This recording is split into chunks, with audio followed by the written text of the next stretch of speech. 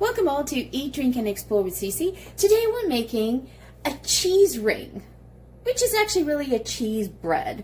But I was going through, over the holidays, I was going through my mother's old recipes, and I came across one, and it was so interesting. It was an advertisement that they used to do back in the old days, where they were promoting using their margarine in. It was also at the time where they were converting from the imperial system to the metric system. And so they had all the different measurements. It was such a cute little pamphlet. And I thought it would be great to make this recipe. And it's a cheese bread. And they put it in a ring. And it's the simplest recipe to make. It's quick and it tastes so good. And I'm going to tell you what I have changed from the original recipe, so that you can make it the base recipe or do my way. Super simple. So it is a cheese ring, and it's going to be made, oops, let me find it. I'm going to make it in a bun pan. So they had it made like this in the recipe. You could put this in a bread loaf if you wanted to. So before getting started, you want to set the oven to 350 degrees. Start heating that up. You want to have had your 2 eggs at room temperature, okay? Now, if you decided to make this last minute, which is always something that I always do last minute, is you can bring your fridge eggs up to room temperature very quickly. All you have to do is put them in a bowl, run some hot water, let the water run and get nice and hot, and pop them in there for 10 minutes, and then take them out, and that brings your eggs to room temperature. The reason why you want to use eggs at room temperature is because the egg and the whites, if they're at room temperature, add that extra height to the dish, to your baking product. So that's important as well. And I have actually put this out in measuring cups here, but the way I measure these, this is baking, I always go and measure my 1 cup, level it off for the flour. That's your ½ cup. So what you're going to need here is you're going to need 2 3/4 cups of all-purpose flour, and we're going to sift that into a bowl when we get ready. You're going to need 5 millimeters or 1 teaspoon of salt. You're going to need 50 millimeters or 1 tablespoon of baking powder. I like to use the aluminum-free baking powder, so that's definitely worth spending the money on. You're going to need a ½ cup of milk. You can try to replace this with any of your nut milks or plant-based milks. It's really your choice. I'm finding that I much prefer it with regular milk. I tried it with coconut milk and goat milk, and I wasn't too fond of it. So you definitely want to try just regular milk. Try not to do skim milk either. Either do 2% or whole milk on that. Wouldn't replace that with a half and half cream or anything like that. It would be way too rich, especially with the cheese in it. And you're going to need, the base recipe calls for 1 cup of cheddar cheese. Now, they ask for it to be cubed. I much prefer to use the shredded cheese. It's easier because then you can see those nice stringy cheese parts in the bread. Now, it calls for 1 cup. I'm putting in 2 cups, and the way I did it is, this is my double cheddar, which is white cheddar and orange cheddar, but I also put in an extra cup of nacho shredded cheese. I love the nacho one because it adds, you can see here, it adds a little bit of that jalapeno flavor to it. So it's definitely savory. Now you noticed there's no sugar at all in this bread, which I love. So for those of you who are not interested in having any sugar, this is perfect to do. Now what we're going to do is we're going to prepare, and one of the techniques that we're going to be using in this is we're going to rub in the butter into the flour. Now I didn't put the butter out because I didn't want it to bring it to room temperature. You're going to need 125 grams, it's like 4.5 ounces of the coldest butter you could possibly have, and I think that translates to about ½ cup of butter.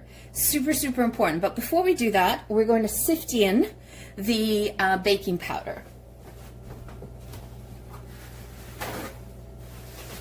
And make sure that your bowls are completely dry before you start. I always like to rinse my bowls, even though they've been washed and sitting in the cupboard. I always rinse them and get them ready before I start. Okay, so we're gonna sift the flour in a little bit at a time.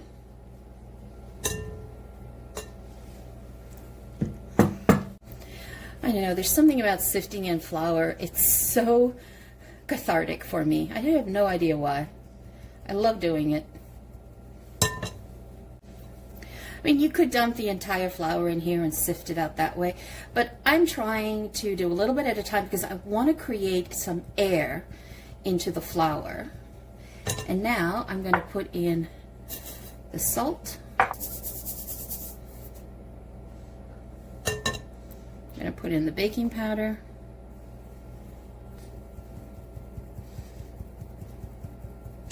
And we'll do the remaining flour.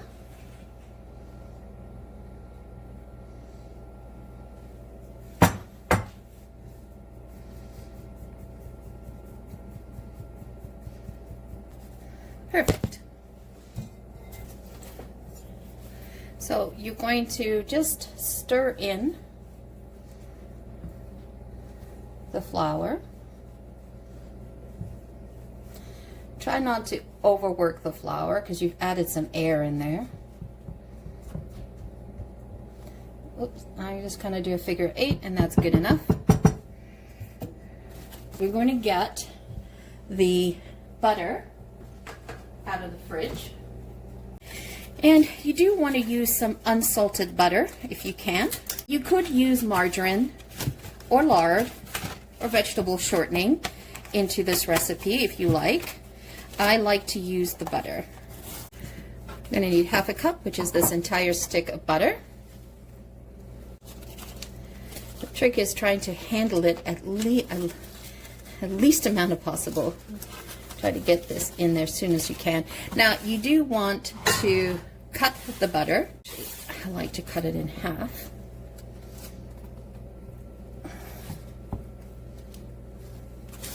And then I slice it this way. Flip it over and just cut it in a half like this as well. Pop that in and let's just... So you want to rub in the butter into the flour, and I have very, very hot hands. So if I were to use my hands, I would heat the butter up really quickly. And the idea is you want to have the cold butter as cold as possible because the butter has a water content in it.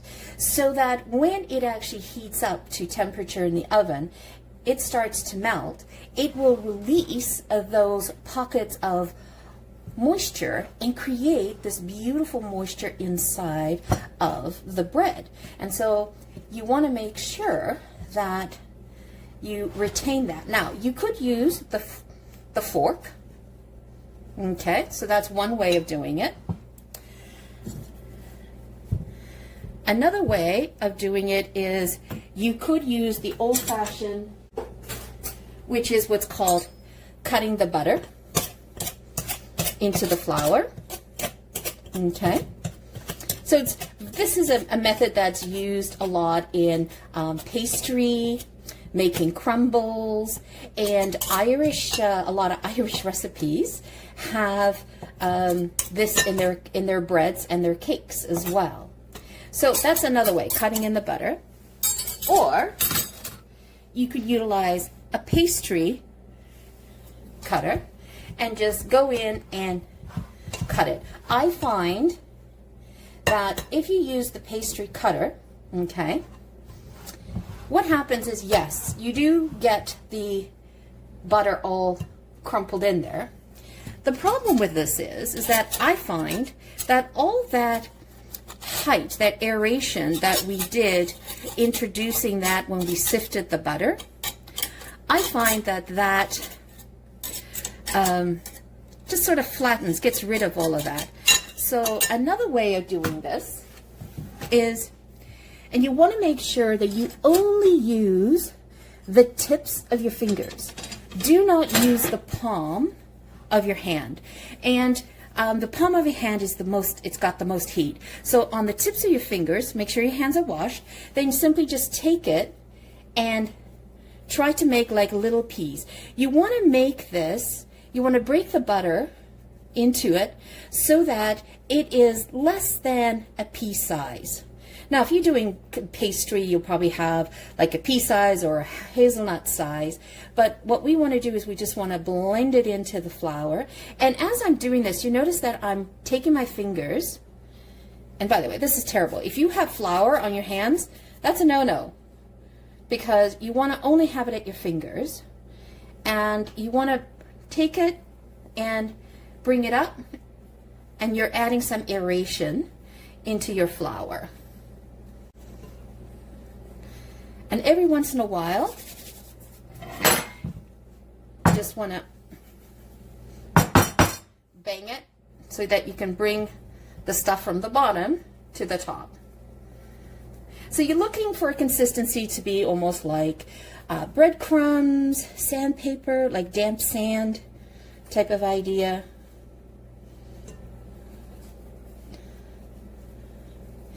And I love doing this. It's very tactile. It's very satisfying. I guess if you had a stress-free day, like a stressful day, you could come home and do this. That should like reduce your stress levels. So I think I've got it enough to where I need it. And it's wonderfully messy. I always get flour everywhere. There's never been a baking session where I've not had to clean up flour. Okay. If you want, you could do this in the food processor, or if you had a food stand, a food mixer like a KitchenAid, you could put that in there and use the paddle. But why take all that equipment out if this is you're just making one loaf and it's so easy to make. Okay, that's good enough. Okay, so now we're going to add in the liquid component. So I'm going to add in the 2 eggs. Try not to crack your eggs on your actual bowl to avoid shells from getting in there. So 2 eggs. And we're just going to mix that around before we incorporate the milk. Okay.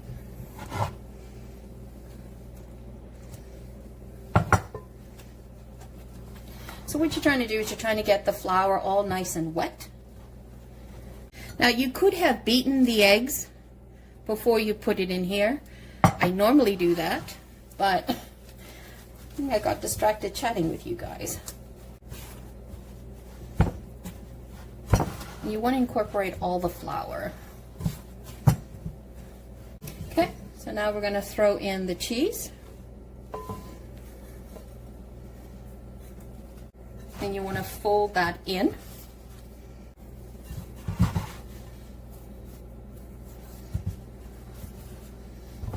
And the moisture will also come into this bread from the cheese, the fat from the cheese. So don't worry. Looks dry, right? Okay, and then I'm going to add in half of this. I'm going to save the other half for the top. I want to mix it in as much as we can because I want every piece of bread dough to have some sort of cheese to it. We love cheese. This is a non-stick. This is a non-stick pan, so you do not need to grease it. We'll just, you want to get it down to like dropping consistency, right?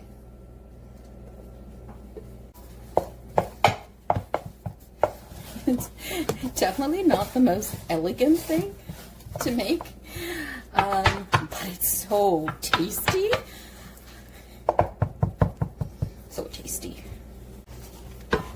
Trust the process.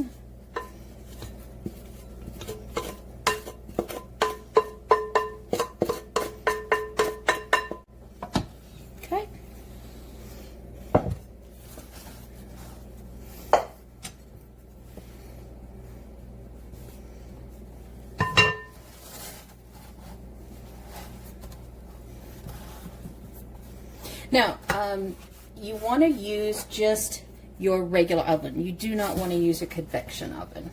And I'm trying to press them into the fluted spaces because I don't want to have empty holes. Now I'm using a larger fluted pan. You could go with a smaller one. And then, see here I have more cheese, there I have less, so that's why I reserved half of it. Just put it like that. And this will all melt in to the cheese. Sorry, into the dough. The dough will rise up around it. Okay. Perfect. I like to just clean the flute a little bit. That is how easy it is to make. It goes in the oven for 30 to 35 minutes. And the way you test it is like a regular cake. You stick in a toothpick and check to see if it's done. Okay, I'm excited. Let's pop this in the oven. So this is what it looks like 30 minutes into the baking. Needs about another 2 minutes. Smells so good. Okay, so I've let the bread cool down a bit, and all I'm going to do is now flip it over. Ooh, look at that. Now, the best part of this, now I really like to do this cheese ring too, because you can just put a whole bunch of cubed cheese in the middle and then put other types of cheese around it, and then allow people to just cut it, or you could have it pre-cut, and they can serve themselves at a cocktail party or a gathering. So let's take a look at this. Look at that. All melted in there. See that? Perfect.